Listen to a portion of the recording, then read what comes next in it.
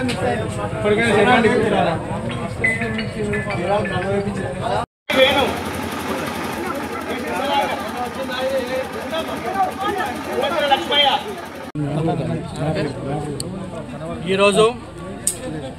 కమలాపూర్ మండలంలో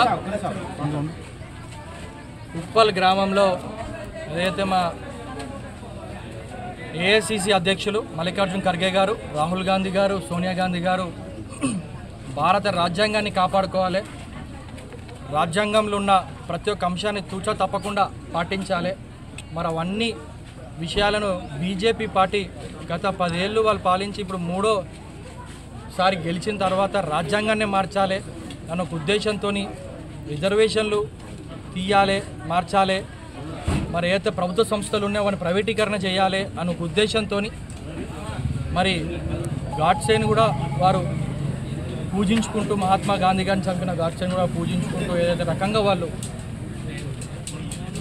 ప్రచారాలు చేస్తున్నారో మరి దాన్ని అడ్డుగోడ వేయాలి, రానున్న తరాలకు రాజ్యాంగం గురించి తెలియాలి, మరి దాన్ని పర్యవేక్షించాలి అనే ఒక ఉద్దేశంతో మా పిసిసి అధ్యక్షులు మహేష్ కుమార్ గౌడ్ గారు ఆదేశాల మేరకు, ఇక్కడ ఉన్న డిసిసి అధ్యక్షులు రాజేందర్ రెడ్డి గారు ఆదేశాలు పాటించుకుని మా కాంగ్రెస్ పార్టీ మండల నాయకులు కానివ్వండి, గ్రామ నాయకులు కానివ్వండి, అనుబంధ సంస్థలు కానివ్వండి, యూత్ కాంగ్రెస్, ఎన్ఎస్యుఐ, మహిళ అందరూ ఈ జై భీమ్, జై బాపు, జై సంవిధాన్ అనే కార్యక్రమాన్ని ఊరూరు తీసుకుపోయి, వాడవాడ తీసుకుపోయి మరి రాజ్యాంగాన్ని కాపాడుకోవాలనే ఉద్దేశంతో ఈరోజు కమలాపూర్ గ్రామంలో ఈ కార్యక్రమం చేసుకోవడం జరిగింది.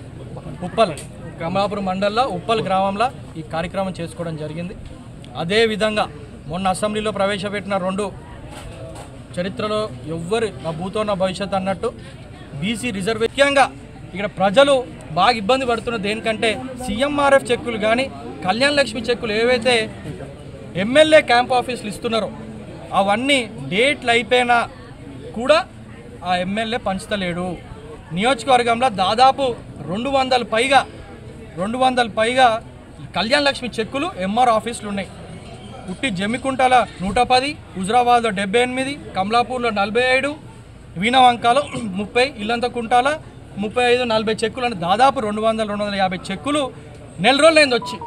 ఇంతవరకు ఆ ఎమ్మెల్యే కనీసం ఆ చెక్కులు డిస్ట్రిబ్యూట్ చేయాలి, పంచాలి అని చెప్పి ఒక సొయ్య కూడా లేదు అతనికి.